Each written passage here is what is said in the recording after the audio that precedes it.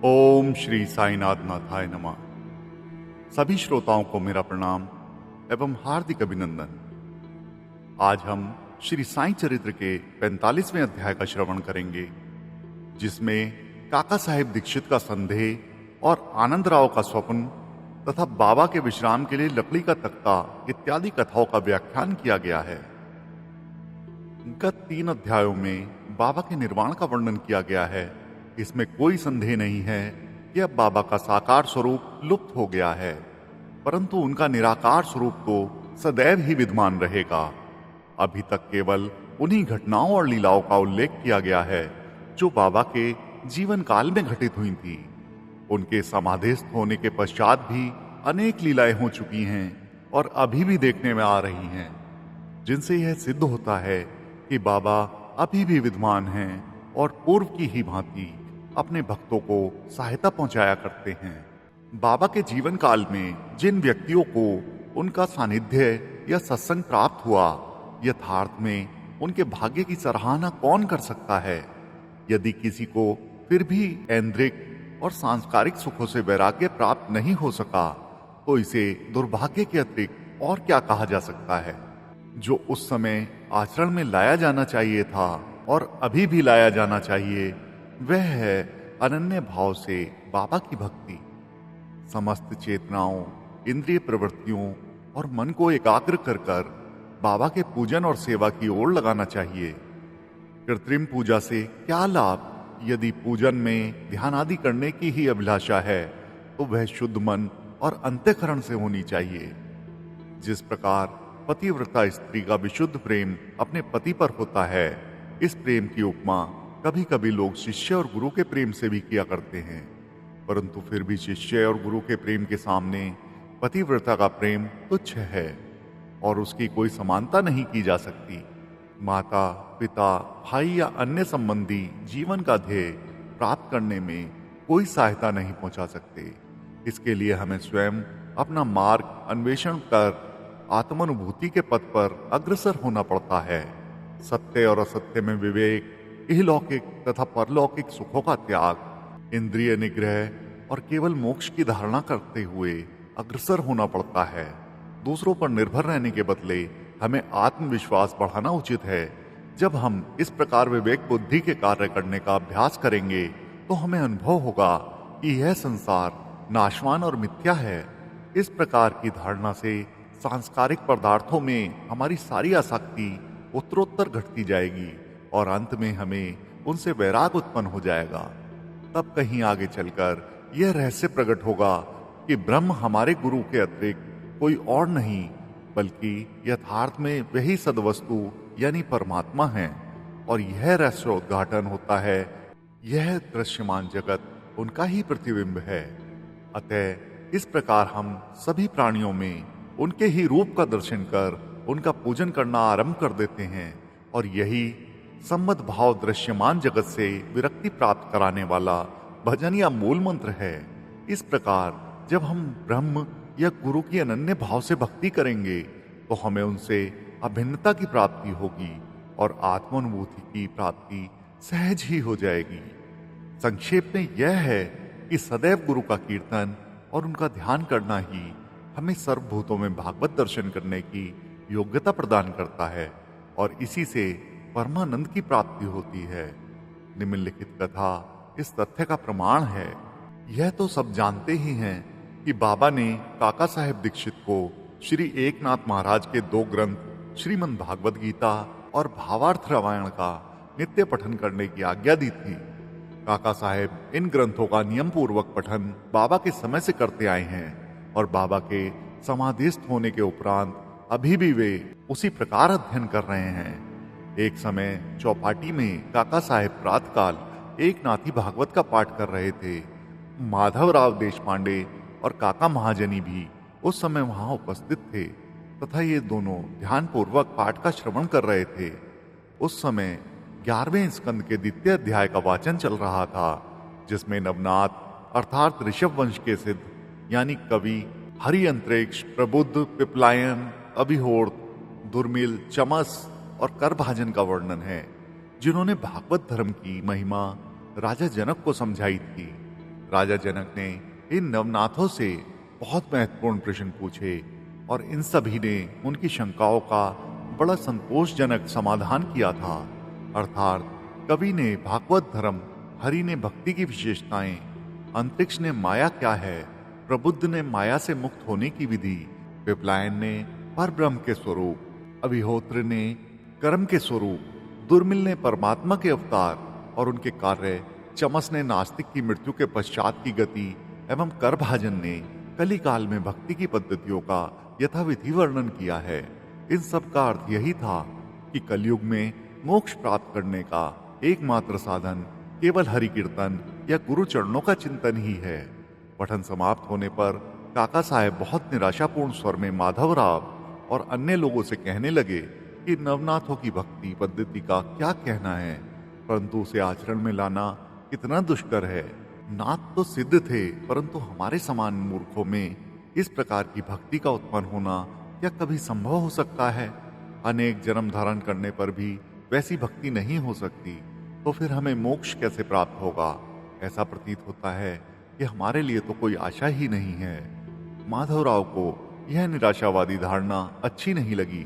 वे कहने लगे, हमारा अहोभाग्य है जिसके फलस्वरूप ही हमें साईं सदृश अनमोल हीरा हाथ लग गया है। तब फिर इस बात की निराशा का राग अलापना बड़ी ही निंदनीय बात है। यदि तुम्हें बाबा पर अटल विश्वास है तो फिर इस प्रकार चिंतित होने की आवश्यकता ही क्या है? माना कि नवनाथों की भक्ति अपेक्षाकृत अधिक दृढ़ और प्रबल होगी, परंतु क्या हम लोग भी प्रेम और स्नेहपूर्वक भक्ति नहीं कर रहे हैं? क्या बाबा ने अधिकारपूर्ण वाणी में नहीं कहा है कि श्री हरि या गुरु के नाम जप से मोक्ष की प्राप्ति होती है? तब फिर भय और चिंता का स्थान ही कहाँ रह जाता है? परंतु फिर भी माधवराव के वचनों से काका साहेब का समाधान ना हुआ। वे फिर भी दिन भर व्याग्र और चिंतित ही बने रहे। यह विचार उनके मस्तिष्क में बार बार चक्कर काट रहा था कि किस विधि से नवनाथों के समान ही भक्ति की प्राप्ति संभव हो सकेगी। एक महाशय जिनका नाम आनंदराव पखाड़ था, माधवराव को ढूंढते ढूंढते वहां आ पहुंचे। उसी समय भागवत का पठन हो रहा था। श्री पाखाड़े भी माधवराव के समीप ही जाकर बैठ गए और उनसे धीरे धीरे कुछ वार्ता भी करने लगे। वे अपना स्वप्न माधवराव को सुना रहे थे। इनकी कानाफूसी के कारण पाठ में विघ्न उपस्थित हो गया। अतएव काका साहेब ने पाठ स्थगित कर माधवराव से पूछा कि क्यों, क्या बात हो रही है? माधवराव ने कहा कि कल तुमने जो संदेह प्रकट किया था, यह चर्चा भी उसी का समाधान है। कल बाबा ने श्री पाखाड़े को जो स्वप्न दिया है उसे इनसे सुनो। इसमें बताया गया है कि विशेष भक्ति की कोई आवश्यकता नहीं, केवल गुरु को नमन या उनका पूजन ही पर्याप्त है। सभी को स्वप्न सुनने की तीव्र उत्कंठा थी और सबसे अधिक काका साहेब को। सभी के कहने पर श्री पाखाड़े अपना स्वप्न सुनाने लगे, जो इस प्रकार था। मैंने देखा कि मैं एक अथाह सागर में खड़ा हूं। पानी मेरी कमर तक है और अचानक ही जब मैंने ऊपर देखा तो साईं बाबा के श्री दर्शन हुए। वे एक रतन जटित सिंहासन पर विराजमान थे और उनके श्री चरण जल के भीतर थे। यह सुंदर दृश्य और बाबा का मनोहर स्वरूप देख मेरा चित्त बड़ा प्रसन्न हुआ। इस स्वप्न को भला कौन स्वप्न कह सकेगा? मैंने देखा कि माधवराव भी बाबा के समीप खड़े हैं और उन्होंने मुझसे भावुकतापूर्ण शब्दों में कहा कि हे आनंदराव, बाबा के श्री चरणों पर गिरो। मैंने उत्तर दिया कि मैं भी तो यही करना चाहता हूँ, परंतु उनके श्री चरण तो जल के भीतर हैं। अब बताओ मैं किस तरह अपना शीश उनके चरणों में रखूं? मैं तो निसहाय हूँ। इन शब्दों को सुनकर श्यामा ने बाबा से कहा, अरे देवा, जल में से कृपा कर अपने चरण बाहर निकालिए ना। बाबा ने तुरंत चरण बाहर निकाले और मैं उनसे तुरंत लिपट गया। बाबा ने मुझे यह कहते हुए आशीर्वाद दिया कि अब तुम आनंद पूर्वक जाओ, घबराने या चिंता करने की कोई आवश्यकता नहीं, अब तुम्हारा कल्याण होगा। उन्होंने मुझसे यह भी कहा कि एक जरी के किनारे की धोती मेरे श्यामा को दे देना, इससे तुम्हें बहुत लाभ होगा। बाबा की आज्ञा को पूर्ण करने के लिए ही श्री पखाड़े धोती लेकर आए और काका साहेब से प्रार्थना की कि कृपा करके इसे माधवराव को दे दीजिए, परंतु माधवराव ने लेना स्वीकार नहीं किया। उन्होंने कहा कि जब तक बाबा से मुझे कोई आदेश या अनुमति प्राप्त नहीं होती तब तक मैं ऐसा करने में असमर्थ हूँ। कुछ तर्क वितर्क के पश्चात काका ने दैवी आदेश सूचक पर्चियां डालकर इस बात का निर्णय करने पर विचार किया। काका साहब का यह नियम था, जब उन्हें कोई संदेह हो जाता तो वे कागज की 2 पर्चियों पर स्वीकार और अस्वीकार लिखकर उनमें से एक पर्ची निकालते और जो कुछ उत्तर प्राप्त होता उसके अनुसार ही कार्य किया करते थे।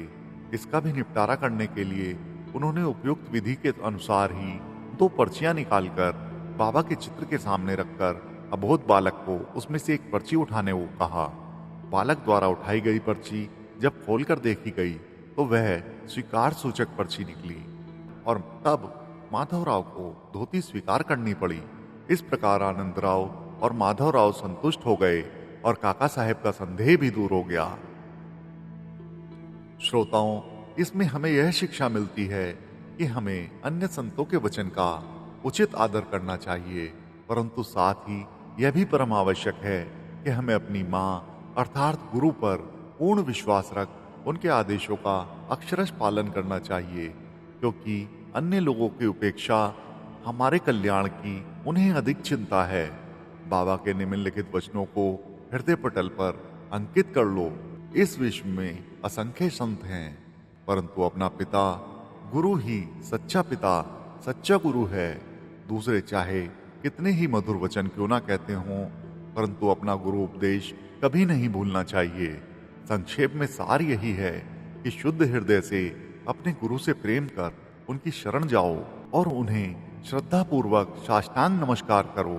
तभी तुम देखोगे कि तुम्हारे सन्मुख भवसागर सा अस्तित्व वैसा ही है जैसा सूर्य के समक्ष अंधेरे का। बाबा अपने जीवन के पूर्वार्ध में एक लकड़ी के तख्ते पर शयन किया करते थे। वह तख्ता 4 हाथ लंबा और 1 बीता चौड़ा था, जिसके चारों कोनों पर 4 मिट्टी के दिए जलते हुए रखे जाते थे। बाद में बाबा ने उस तख्ते के टुकड़े टुकड़े कर डाले थे, जिसका वर्णन गत अध्याय 10 में किया जा चुका है। एक समय बाबा उस पटिये की महत्ता का वर्णन काका साहब को सुना रहे थे, जिनको सुनकर काका साहब ने बाबा से कहा कि यदि अभी भी आपको उससे विशेष स्नेह है तो मस्जिद में मैं दूसरी पटिया लटकाए देता हूँ, आप सुखपूर्वक उस पर शयन किया करें। तब बाबा कहने लगे कि अब मालसापति को नीचे छोड़कर मैं ऊपर नहीं सोना चाहता। काका साहब ने कहा, यदि आज्ञा दें तो मैं एक तख्ता मालसापति के लिए भी टांग दूं। बाबा बोले, वे इस पर कैसे सो सकते हैं? क्या यह कोई सहज कार्य है? जो उसके गुण से संपन्न हो वही ऐसा कार्य कर सकता है। जो खुले नेत्र रखकर निद्रा ले सके वही इसके योग्य है। जब मैं शयन करता हूँ तो बहुधा मालसापति को अपने बाजू में बिठाकर उनसे कहता हूँ कि मेरे हृदय पर अपना हाथ रखकर देखते रहो कि कहीं मेरा भगवान का जप बंद ना हो जाए। यदि मुझे थोड़ी सी भी निंद्रा में देखो तो तुरंत जागृत कर दो, परंतु उससे तो यह भी नहीं हो सकता। वह तो स्वयं ही झपकी लेने लगता है और निंद्रा मगन होकर अपना सिर डुलाने लगता है, और जब मुझे भगत का हाथ पत्थर सा भारी प्रतीत होने लगता है तो मैं जोर से पुकार उठता हूँ, ओ भगत। तब कहीं वह घबराकर नेत्र खोलता है, जो पृथ्वी पर ही अच्छी तरह से बैठ और सो नहीं सकता तथा जिसका आसन सिद्ध नहीं है, और जो निद्रा का दास है वह तख्ते पर क्या सो सकेगा। अन्य अनेक अवसरों पर वे भक्तों के स्नेहवश ऐसा कहा करते थे कि अपना अपने साथ और उसका उसके साथ। श्रोताओं, आप सभी ने बड़े ध्यान से, बड़े ही भक्ति भाव से श्री साईं चरित्र के 45वें अध्याय का श्रवण किया। इसके लिए हम आपके हार्दिक आभारी हैं। ओम श्री सद्गुरु साईनाथार्पणमस्तु। शुभम भवतु। ओम साई राम।